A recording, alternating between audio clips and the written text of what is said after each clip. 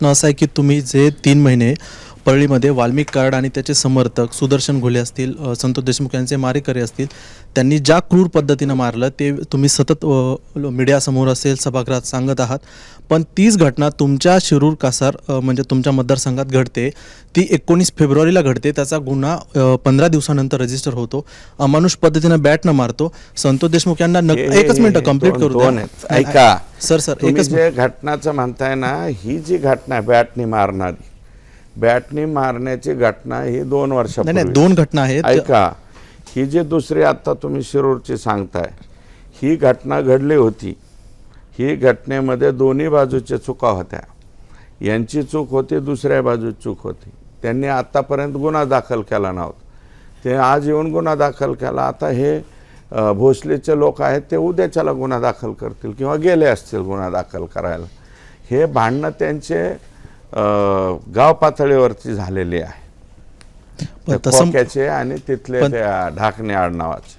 प्रश्न असा आहे की 2 घटना आहेत वेगवेगळ्या. एक जुनी घटना आहे तुम्ही म्हणता तसं, जी की अर्धनग्न व्यक्तीला बॅटनं मारहाण करतायत, आणि दुसरी एक आहे शिकार करताना जे ढाकणे गृहस्थ आहेत, दिलीप ढाकणे आणि महेश ढाकणे, त्या दोघांना हरिणाची शिकार करताना खोक्या आणि त्याचे साथीदार असतील भोसले, ते शिकारीच्या अडथळा आले म्हणून त्यांना बेदम मारहाण केलं. तो गुन्हा काल रजिस्टर झाला. ते व्यक्ती बीडच्या SP ऑफिसमध्ये जातात सलाईन घेऊन. त्यानंतर नवनीत कामत आज आदेश देतात. बीडमध्ये तुम्ही कायदा सुव्यवस्थेवरून इतकं रान पेटवताय.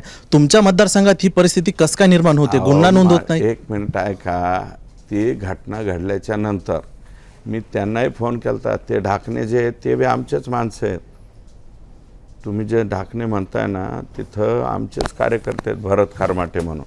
मी त्यांना विचारलं होतं काय झालं आहे. ते म्हणले भांडणं झालं. म्हणलं कोणत्या बाजूचे झाले? हे भोसलेचे आणि यांच्या पोरांचे झाले. मी म्हणलं तुमची काय असेल तरी सर फिर्याद देऊन टाका. त्यांनीच उशीर लावला. आणि हे खोक्या जो आहे याचा फोन आलता, तर हे म्हणले तुमची फिर्याद देऊन टाका. दोन्ही बाजूला सांगितलं. ते ढाकणे जे म्हणता ना, ते पण आमचेच माणसं आहेत. ते काही विरोधी वगैरे माणसं नाही आहेत. भांडण त्यांचं झालं. मी दोन्ही ठिकाणी, धोकरट नावाचे पे आहे, मी आत्ता बोलतोय, तुम्ही विश्वास ठेवू नका माझ्यावर. सकाळी फोन करा, धोकरटांना विचारा मी काय सांगितलं होतं. दोन्ही बाजूच्या फिर्याद्या आल्या तर दोन्ही बाजूच्या घ्या. नंतर त्या दोघांचं कॉम्प्रोमाइज असं व्हायला लागलं की केसच करायचे नाही एकमेकावर. यांना जसं लागलं आहे तसं त्यांनासुद्धा लागलेलं आहे. त्यांचे दात पडलेले आहेत किंवा तोंड फुटलेले आहेत, असं काहीतरी वाद झालेला होता. बंदी आहे हरणाच्या शिकारीवरती. बीडमध्ये कोण हरणाची शिकार करायला आहे का? हरिणारच्या शिकारीच्या विरोधात आम्ही आहोत. मयुराच्या बाबतीमध्ये सुद्धा मयूर अभयारण्य सुद्धा माझ्याच मतदारसंघात. हो, मोरांच्या प्रोटेक्शनच्या बाबतीत सुद्धा सगळ्यात जास्त मीच बोलतो. आणि आता पर्यावरण खातं पण आहे तुमच्याच. आता पर्यावरण खातं आमच्याच जिल्ह्याकडे आलेलं आहे. परंतु आता गिरीपुष्प जे आहे, आमचं जे 3,000 3,500